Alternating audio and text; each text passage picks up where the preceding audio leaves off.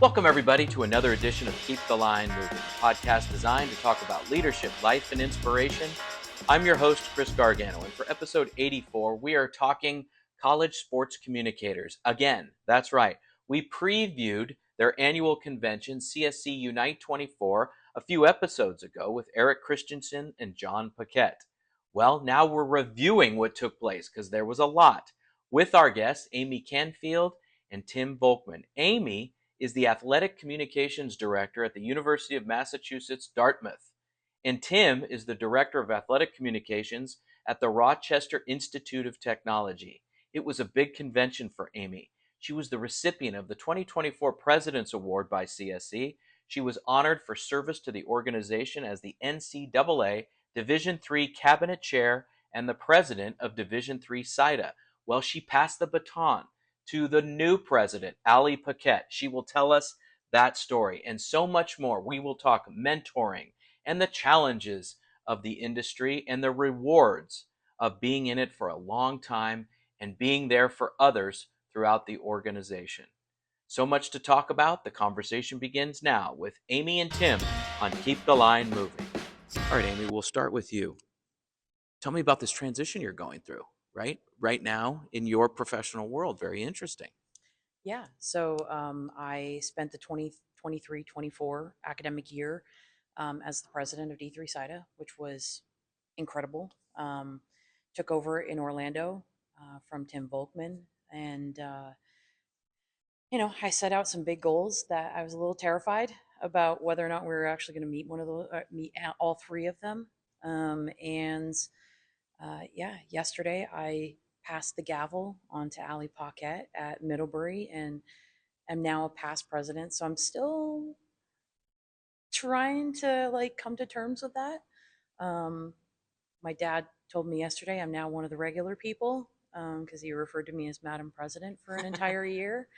But it was a very fulfilling year. It tested me in so many ways.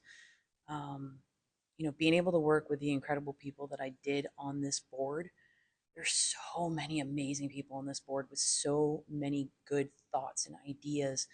And our monthly meetings were just really fantastic. We worked together to plan divisional day for us. And I think we just got so much out of yesterday, between the different sessions and the things that we learned about ourselves. It was just a really fulfilling end to my presidency.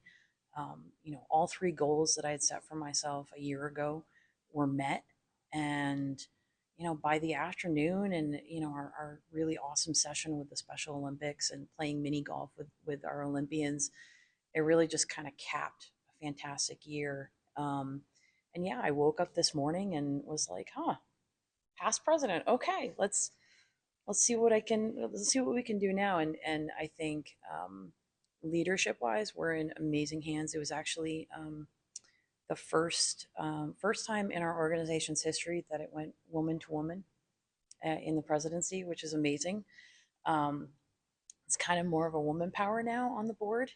So as past president, now Amie Paquette is our president, and Katie Gonzalez from Illinois Wesleyan is our second VP. So there will be, 3 out of our next 4 years have been female presidents, which is amazing. So it's good. I'm feeling really good, especially after, Tim knows this very well. I had a really tough year. So balancing being a good president and also in my first year in my role at UMASS Dartmouth, it was my first full year. And then all the other kind of things that hit me sideways and really took a lot out of me personally and emotionally. The things that I did, I think, as a leader really just helped build me up and help me confidently get through those struggles. So it's been good. It's interesting, and I'm excited to see what this next year brings for me. What a great attitude. What a great approach. Speaking of approaches, Tim, I'm going to ask you a general question, but I need you to really think about it, which I know you will. What does it take to lead as a communicator? I'm just going to end the sentence there in the world of college athletics. I think you have to be a very good listener.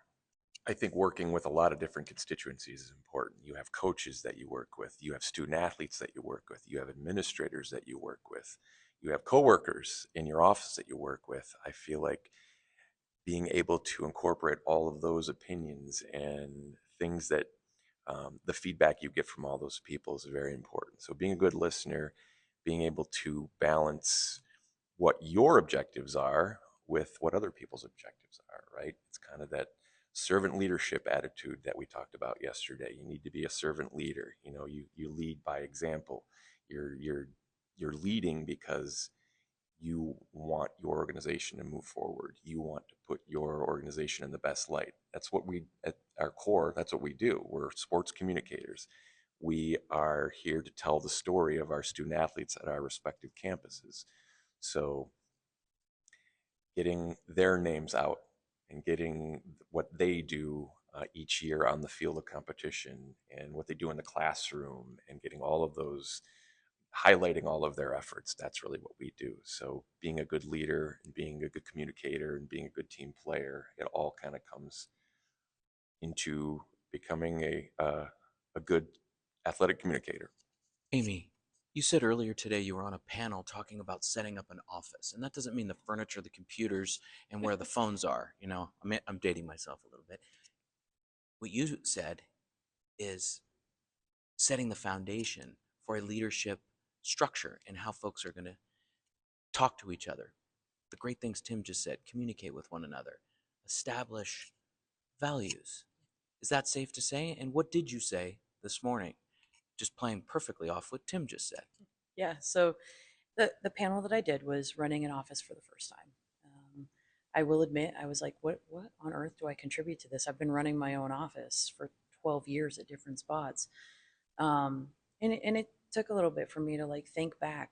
What was it like when I left RPI?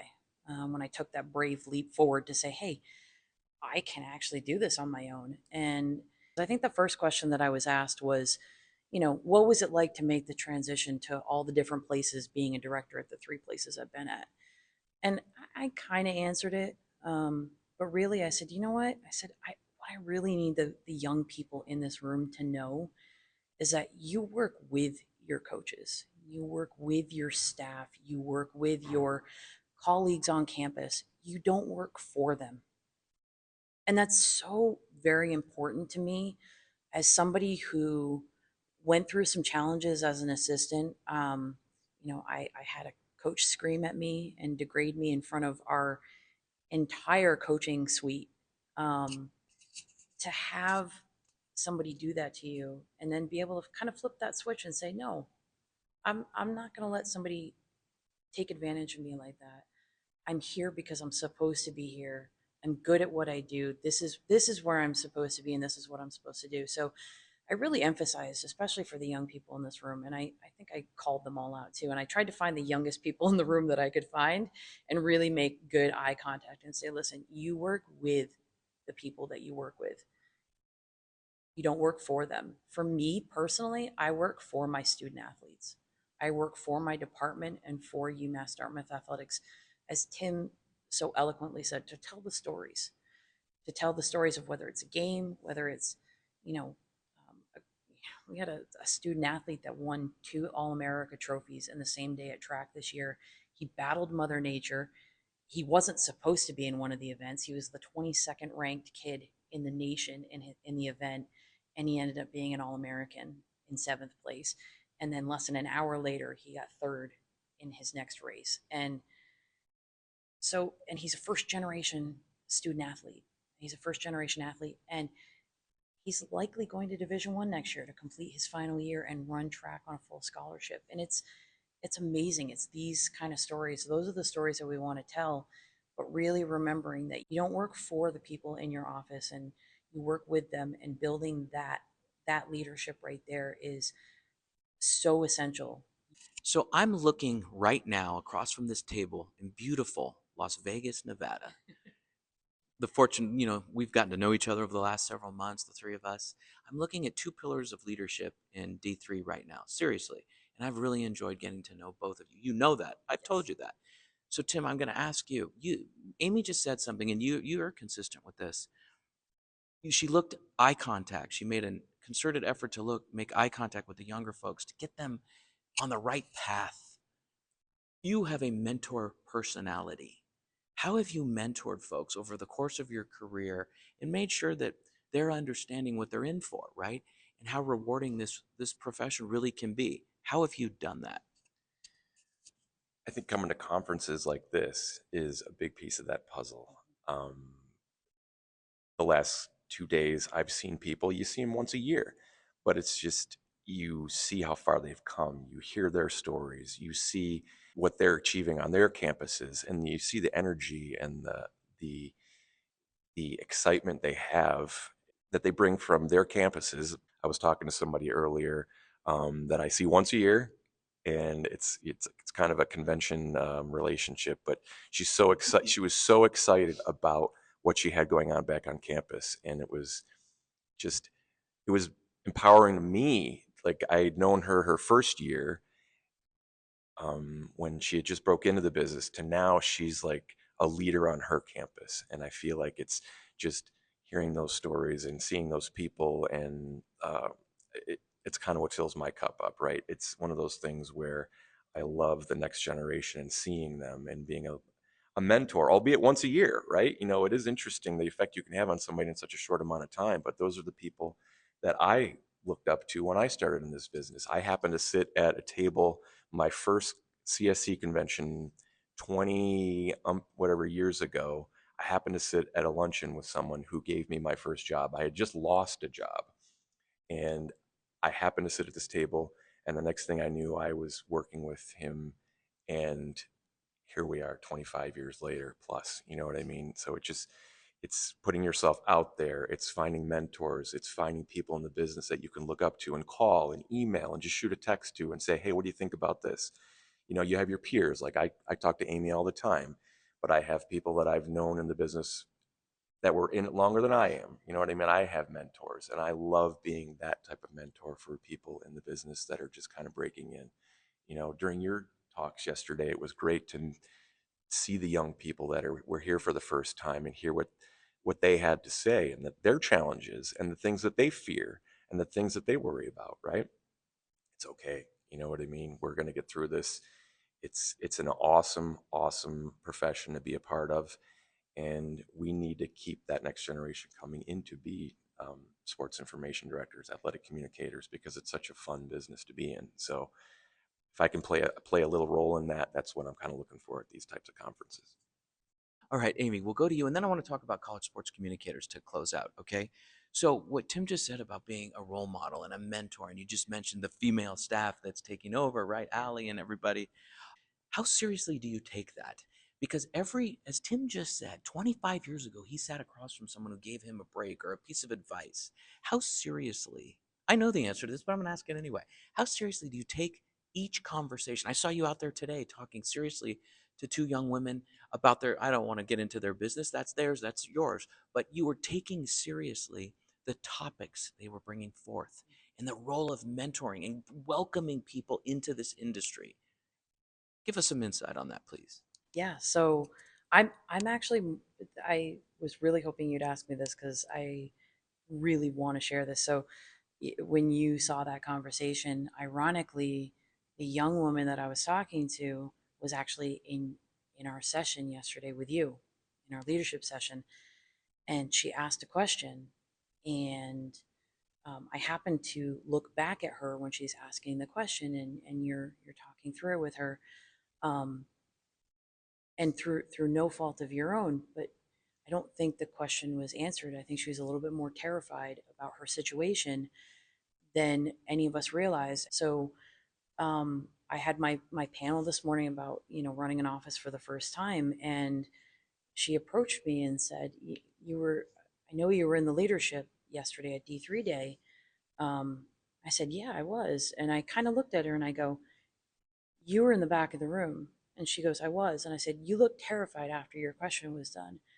She's like, I kind of was. And she just talked to me about the situation that she was in, and just tears were, we were outside in the hallway together and talked for a good hour. And she just had tears in her eyes. And she's like, I just don't know what to do, and was hoping that I would get some kind of guidance or something in that session. But I wanted to seek you out to ask, what do I do? And I was like, I wish I had all the answers for you. I said, but one, you're not alone. So the first thing I did was I asked her to pull out her phone and I put my contact information in. And I said, I don't care what it is, whether it's work related, whether it's personal, call me. Call me. I'm there to be there for you. Whatever you might need. If I don't know how to fix it, I know somebody who probably can. If I don't know how to help, I know somebody who probably can. There's so many people that are going through the same thing in this profession of job uncertainty. And she was thrust into a job after her boss left, and the school just basically said, okay, do it. And she was a student, and she's like, I don't know how to do this. Like, I don't know how to do this. So we were able to have the conversation, and as we were having this conversation, I introduced her to multiple people, and thankfully one of the people that I found had the exact same situation. And I told her, I said, this is what it's about. I said, I want to build you a network of people that you can lean on, people that you can ask questions to.